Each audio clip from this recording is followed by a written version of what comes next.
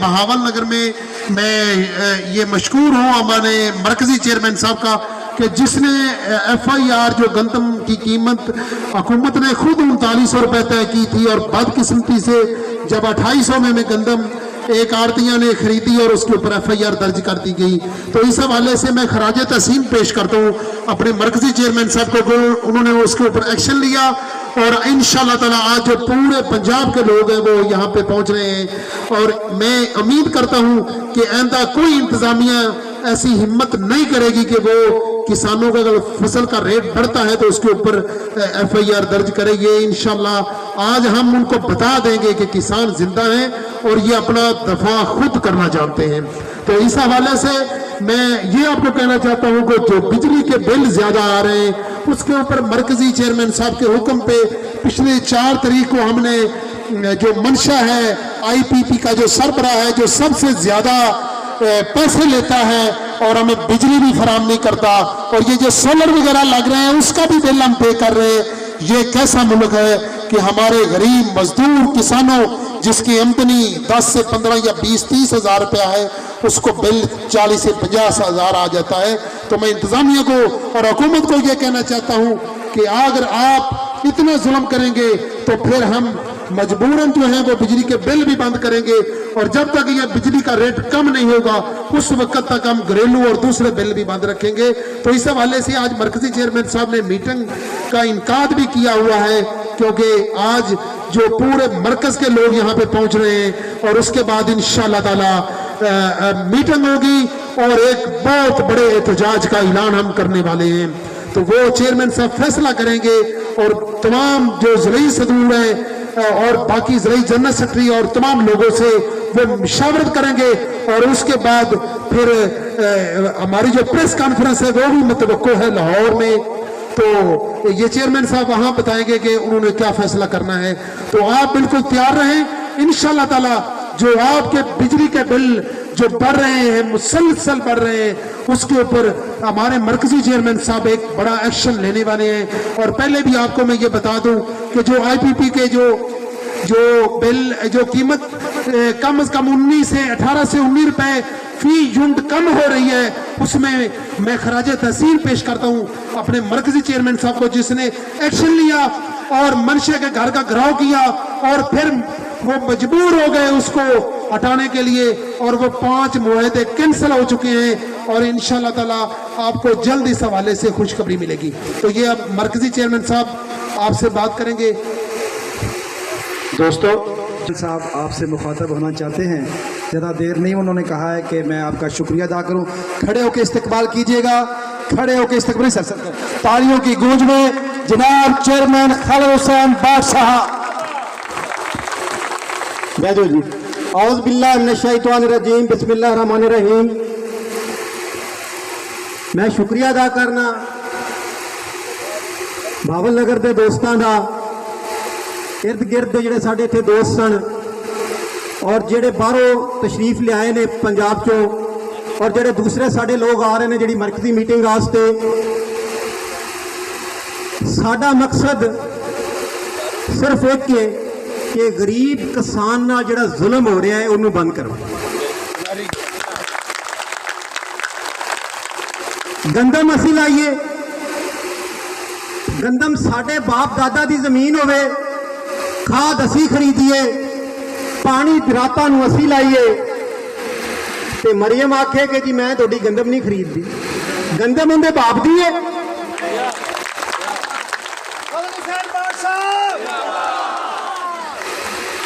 और गंदम तो साडे बाप दादा ने जी जमीन दी थी उनके च बीजी सी। अगर तेनू इन्ना ही शौक है कि तू गरीबां नूं सपोर्ट करनी आटे च कि तू सब्सिडी दे दे। तू गंदम खरीदते होंगे तो सब्सिडी दे के गरीबों को आटा दे दे, असी तेरे नाल है। लेकिन तू ये आखे कि किसान गंदम 4000 मन च बीजे तो वह फ्री च दे देवे, ये तो यही मिसाल है कि मरियम तेरा प्यो इलेक्शन लड़े तो सीटां जित लवे 200 तो फिर तेरा प्यो आखे कि 100 सीटां मैं गरीबों को वंड दी।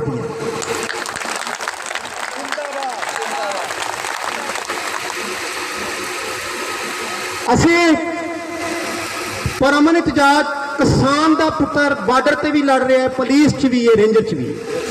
ਤੇ ਜਨਾਜ਼ੇ ਵੀ ਸਾਡੇ ਕਿਸਾਨਾਂ ਦੇ ਪੁੱਤਰਾਂ ਦੇ ਸ਼ਹੀਦ ਹੋ ਕੇ ਆਉਂਦੇ ਨੇ। ਤੇ ਸਾਡਾ ਜਵਾਨ ਕਿਸਾਨ ਦਾ ਪੁੱਤਰ ਸ਼ਹੀਦ ਹੋ ਕੇ ਆਵੇ ਤੇ ਉਹ ਮਿੱਟੀ 'ਚ ਲਿਬੜਿਆ ਹੋਇਆ ਆਣ ਕੇ ਆਪਦੇ ਪੁੱਤਰ ਦਾ ਜਸਦੇ ਖਾਕੀ ਜਿਹੜੇ ਵੇਖਦਾ ਹੈ ਨਾ, ਉਹ ਕਹਿੰਦਾ ਮੇਰੇ 10 ਪੁੱਤਰ ਹੋਣ ਤੇ ਮੈਂ ਇਸ ਮੁਲਕ ਤੇ ਵਾਰ ਦੇਵਾਂ। ਤੇ ਮਰੀਮ ਸਾਨੂੰ ਆਖੇ ਮਾਫੀਆ ਹੈ।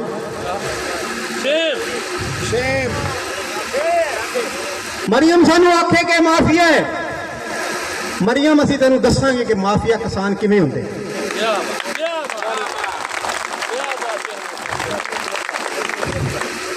ਅਸੀਂ ਸਿਰਫ ਪਰਮਨ ਜਾਣਾ ਹੈ, ਡੀਸੀ ਸਾਹਿਬ ਦਫ਼ਤਰ ਦੇ ਸਾਹਮਣੇ ਜਾਣਾ ਹੈ। ਜਿਹੜਾ ਕਿਸਾਨ ਨੇ ਗੰਦਮ ਵੇਚਣ ਤੋਂ ਉਹਦੇ ਤੇ ਪਰਚਾ ਹੋਇਆ ਹੈ ਤੇ ਜਿਹੜੇ ਖਰੀਦਣ ਵਾਲੇ ਤੇ ਪਰਚਾ ਹੋਇਆ ਹੈ, ਅਗਰ ਡੀਸੀ ਸਾਨੂੰ ਪਰਚੇ ਦੀ ਖਾਰਿਜ ਦੀ ਕਾਪੀ ਦੇ ਦੇਗਾ, ਕਹਿ ਲੋ ਤੁਹਾਡਾ ਪਰਚਾ ਖਾਰਜ ਹੋ ਗਿਆ, ਤੇ ਸਾਡਾ ਪਰਮਨ ਇਤਜਾਜ ਅਸੀਂ ਪਰਮਨ ਆ ਜਾਵਾਂਗੇ।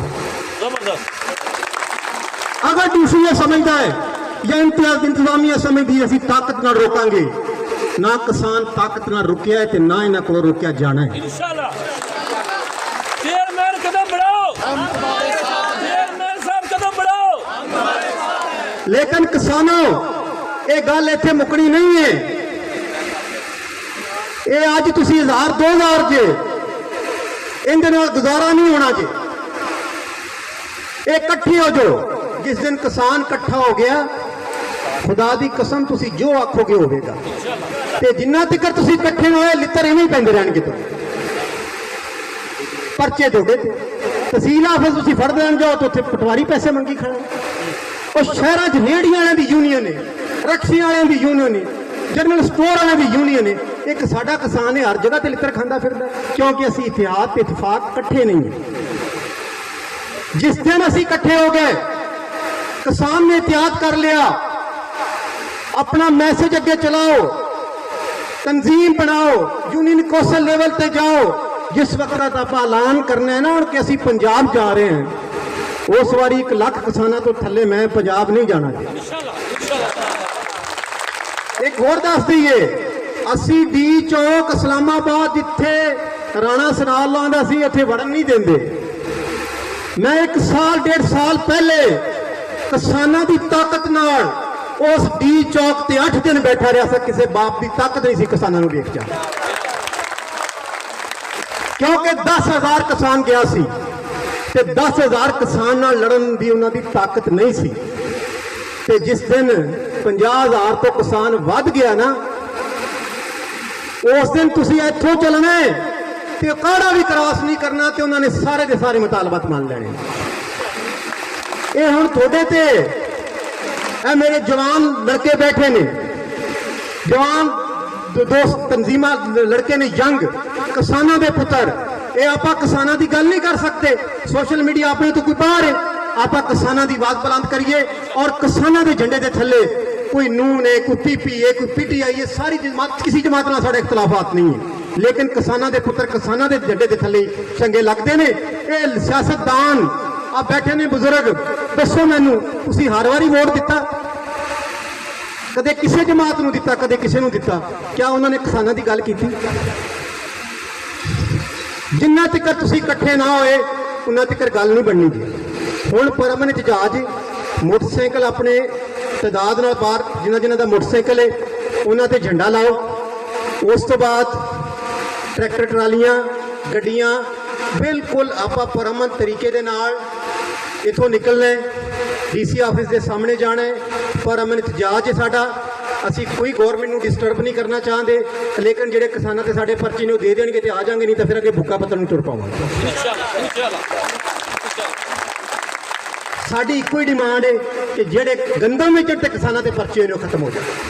ये अज पहला इशू आगाज है ते अगले वारी जिहड़े आपां ज़्यादा इकट्ठे होए ते उस विच फिर अगलियां डिमांडां रखांगे। जिहड़े साडे इन्हां ने बिजली दे बिल कट दित्ते, जिहड़े इन्हां ने कनैक्शन कटते, साडा किसान रुली जांदा है, फिर उन्हां वास्ते निकलांगे। ते हुण मैं तमाम दोस्तां नूं अपील करना कि निकलो, मोटरसाइकिलां ते बहो, अपनी रैली खूबसूरत बनाओ, पता लगे किसानां दी रैली आ रही है। ते डिसिपलिन दे नाल किसान है, बिल्कुल डिसिपलिन दे नाल आपां जाइए, लोकां नूं पता चले कि डिसिपलिन दे नाल आए ने और अपनी गल मना के गए ने। बहुत शुक्रिया।